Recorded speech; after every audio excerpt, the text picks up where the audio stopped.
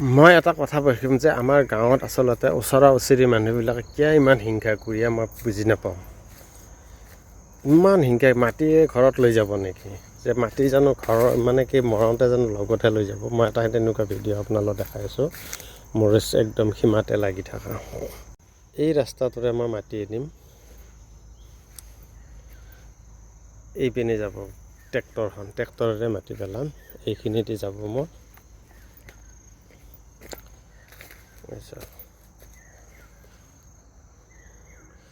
এই লেট্ৰিনটো যে ৱালটো দেখা পাইছে, তালৈ মোৰ মাটি যাব গ'লে এইটো ৰাস্তা,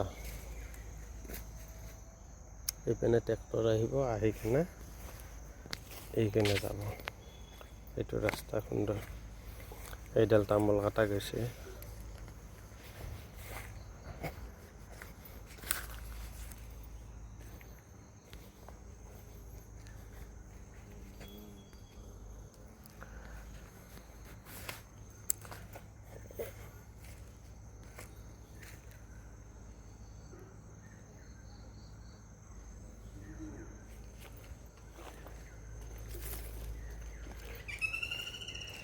মেইন কথাটো হ'ল কি, এইখন হ'ল বেৰা, এইখন বেৰা। এই বেৰাখন যদি এখাট যদি পিছুৱাই দিয়া যায়, তেতিয়াহ'লে মোৰ গাড়ীখন মাটিখিনি আহি যায়। এই বেৰাখন পিছুৱাই নিদিয়াৰ কাৰণে মোৰ আজি এই গাছকেইডাল কটা গৈছে। চাওকচোন, এই সৰু সৰু কঁঠাল লাগিছিল, লাগা কঁঠাল কটা গৈছে। গতিকে আৰু এইখিনি যদি সহ্য ধৈৰ্য গাঁৱৰ মানুহ, ওচৰৰ মানুহ নহয়, কেনেকৈ হ'ব কওকচোন?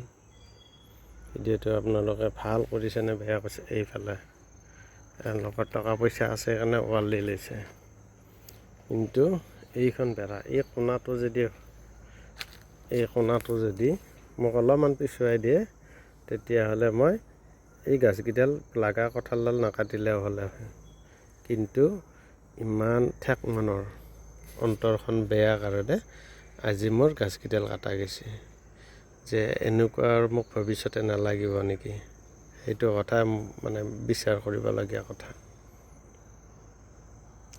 আৰু এই যে ৱালখন, সেই বেৰাখন পিছাওঁ বুলি ইয়াতে কি দি থৈ দিছে দেখিছেনে? এইবিলাক ইমান পেট পচা মানুহ হ'লে কেনেকৈ হ'ব কওকচোন?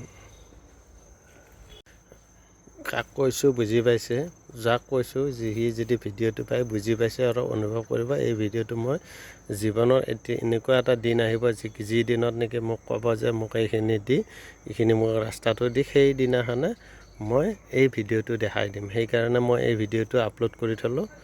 এই ভিডিঅ'টো মই আপলোড কৰি থোৱাৰ, ইউটিউবত আপলোড কৰি থোৱাৰ এটাই কাৰণ যে এইটো প্ৰমাণৰ কাৰণে যে জীৱনৰ অভিজ্ঞতা। মই কিন্তু একো কৰা নাই, মই লাগে কাটি দিম আৰু 4ডাল গছ কাটিম, তথাপিও একো কোৱা নাই। গতিকে এইটো মানুহৰ বিচাৰ বিবেচনা কেনেকুৱা, শিক্ষিত মানুহ এজনৰ কেনেকুৱা বিবেচনা, শিক্ষক এজনৰ কেনেকুৱা বিবেচনা হ'ব লাগে, আপোনালোকে এই ভিডিঅ'টো চাই কেনে গম পাব।